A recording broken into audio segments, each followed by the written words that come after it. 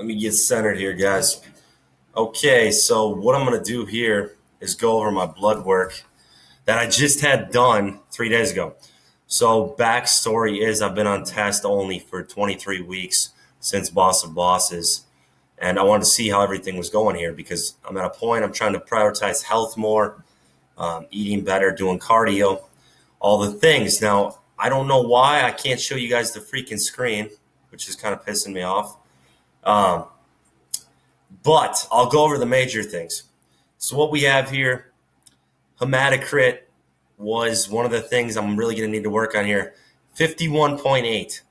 So 51.8 is pretty high. That's above normal. The normal range is 37 to 51, meaning my blood is pretty thick. And I'm actually surprised it was this thick, meaning I'm going to have to give blood every 6 to 8 weeks to try to bring that down to maybe 47, somewhere in that range. So you don't want thick blood, can lead to heart attacks. Not good. So that was kind of surprising. Don't really know why it's that high, but if I brought that down, maybe my face wouldn't turn as red when I'm lifting. That could be part of that. I really thought just being on test, it wouldn't be that high, but it is. So I'm going to have to start giving blood to bring that down. 51.8 high, or the normal range goes up to 51, so I'm above high normal. Everything else pretty much checks out until you get to creatinine. Creatinine is 1.28, which is slightly above the normal scale, which goes from 0.76 to 1.27. So I'm zero point 0.1 above the normal scale on that. I just started taking creatine about 10 days ago. That may have an effect, but this is actually the same creatinine level of last March when I was on my 750 test, 350 trend cycle before meet. I'll get into that more in a second here. Everything else checks out pretty good until you get to ALT and AST, which are the liver enzymes.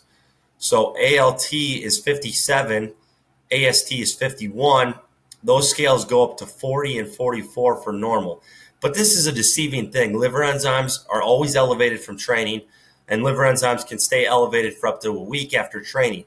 Now, I took 4 days off training before I got this blood work done to ensure that my numbers would be more accurate, but there's still about 10 to 15 points above normal. I would still consider 51 and 57 really low. I'm not worried about that. Liver enzymes just stay elevated from training hard. It is what it is. If I'm not on any orals, if they were in the 150, 200 range, or even above 100, we might have some issues. Next thing I'm going to get to, cholesterol. So cholesterol was not so good, guys. Cholesterol was 236 for total cholesterol, which again is a deceiving number. You have to look at the individual HDL and LDL numbers. HDL was 47.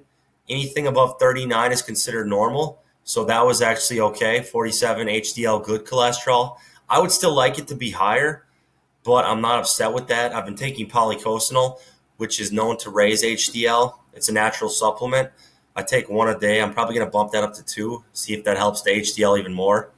But yeah, polycosanol is a natural supplement known to improve the lipid profile.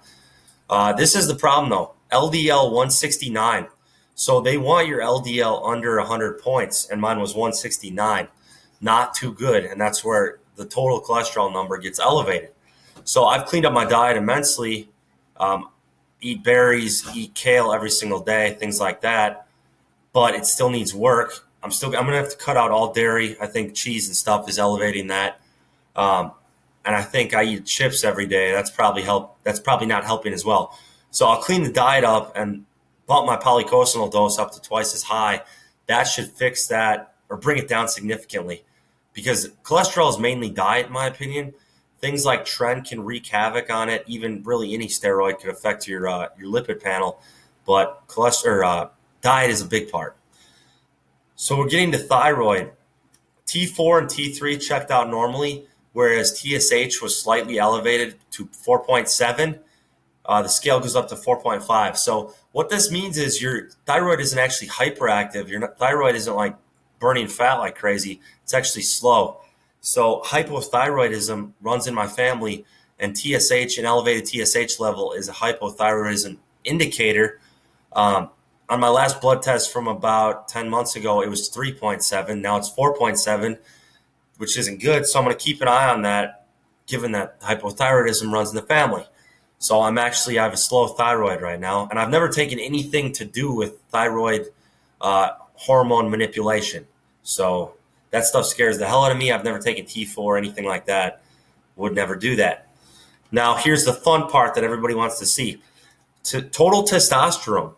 Total testosterone, the scale goes from 264, which is garbage. That's not normal, but they call it normal, up to 916.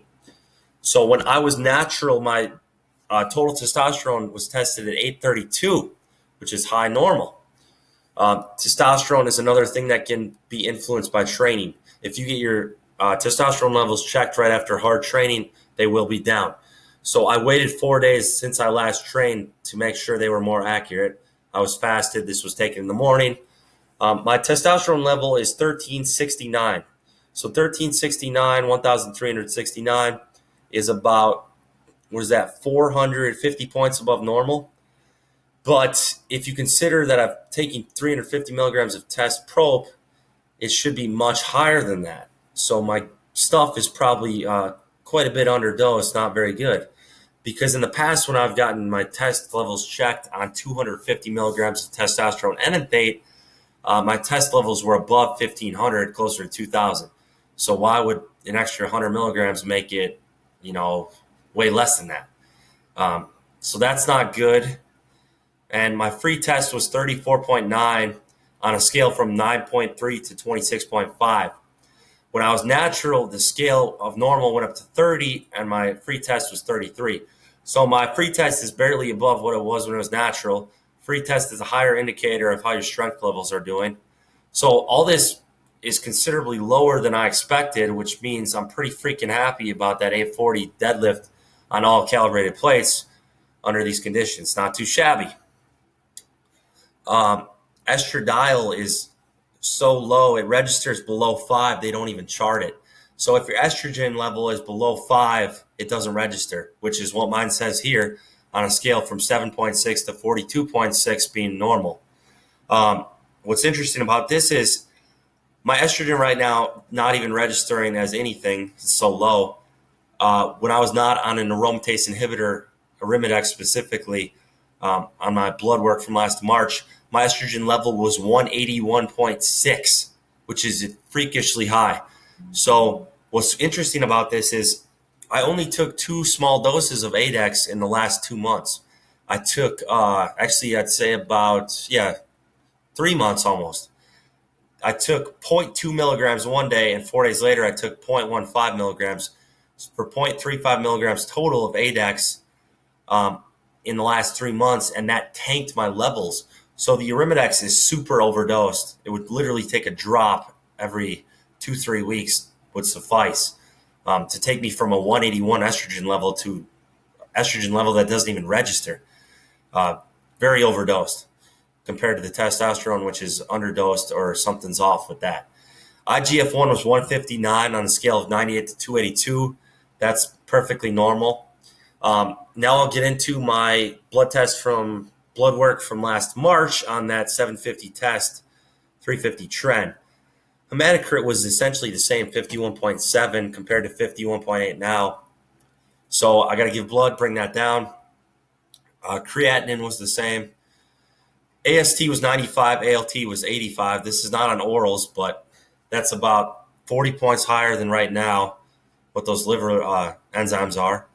Still not a huge concern because, like I said, hard training elevates those. That's not that bad. Cholesterol was total cholesterol was let's see here, 256 compared to 236 now. HDL was 31, whereas HDL now is 47. So I really boosted my good cholesterol.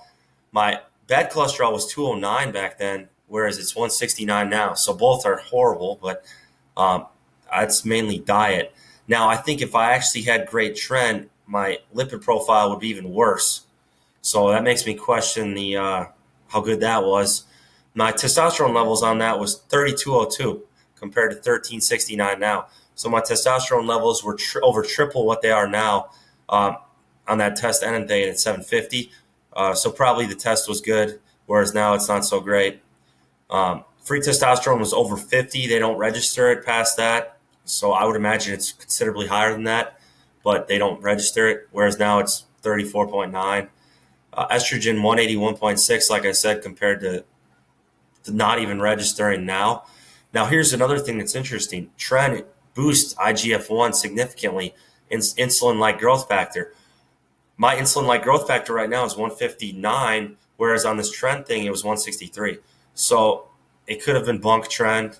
It's highly possible. And that's really one thing I want to get into. That's the problem with this stuff, guys. Like, you don't know what you're getting. Like, people are making this in their basements and at their house, like anybody. So a lot of times it's like you don't even know if it's freaking real or if it's good. Um, and that's the thing. It's like it could be underdosed. It could not even be anything. It's kind of it sucks. Like you don't know what you're doing. You don't know what you're getting, which has kind of turned me off on this whole thing anyway. And I know that like Dallas McCarver's death a year and a half ago impacted me. It's impacted me a lot more lately too because I've been thinking about it and like we should all heed that as a warning. Not saying we're doing what he's doing or what he did, but he was 26 years old and he had a massive heart attack. Like no one is immune to this stuff. His test level was 50,000. My test level now is 1,369. So his test level was almost like 50 times more than mine, 45, whatever. Uh, it's just crazy to think about. So most people aren't obviously pushing it to that extent, but it makes you think about this stuff is not good for your heart. It does enlarge your heart. You got to think about it. So it's like I've been weighing it out a lot more now. It's like risk reward. It's cool to be strong, but it's not cool if you're going to die much earlier. I wouldn't want to trade years of my life just to pull more weight. So it's something I've thought about a lot more lately. Part of the reason I don't want to use Tren or anything like that. Part of the reason I cruise for long periods of time now, do cardio. I'm watching my diet, taking tons more natural supplements, dialing that in, researching this stuff like it's my job just to make sure I'm doing things right, making tweaks all the time. And I will say this at the top of the game, even in powerlifting, people don't use insulin like they do in bodybuilding. Some guys use GH, but it's not as prevalent, not anywhere near. I'd say it's not the norm. But people blast year round, no doubt about it. If someone is competing 3 times a year in meets or whatever, anything, if they're doing 3 competitions a year, spread out over every 3-4 months, when do you think they're going down in dose? They're not. It's like you can't compete 24/7 and taper your doses down. You're not doing that. So it raises an eyebrow. It raises some eyebrows because I've done it myself before. I've done it where I blast for a year, and it's like you don't give a crap. And I did 4 meets that year, and I PR totaled at every one. But if we got the blood work done of these guys right before a major meet like the U.S. Open, I'd be very curious to see what everybody's blood work looked like because I'm guessing not too good. And I'm not. This isn't accusing anybody of anything. This is a general statement. Powerlifting more popular than ever. People are pushing themselves more than ever. People are pushing the doses more than ever. And people are competing more than ever. What do you think that does? It's like a perfect cocktail of let's abuse things year round and, kind of sweep what's going on inside of our bodies under the rug. No one's getting blood work for the most part. People are blasting all the time. It's like this comes with a warning. It's not all fun and games. Like you don't know what that's going to do to you. So I've thought about it a lot more recently now that I'm like 27, because when I was 20 to 24, or mainly 20 to 23, I was pretty reckless. It was just like, whatever. So 20 to 23, I was kind of reckless. And then I would say when I was like 25 for that 1 year in 2016, I was pretty reckless. Now I've changed that up a bit, much more careful and smart. But obviously from my blood work, there's still things I need to work on. But it's just something to heed as a warning. I hope you guys like this video. I'll get blood work done in 10 weeks from now, and we'll see what's improved. But thanks for watching. Subscribe, comment. Appreciate it.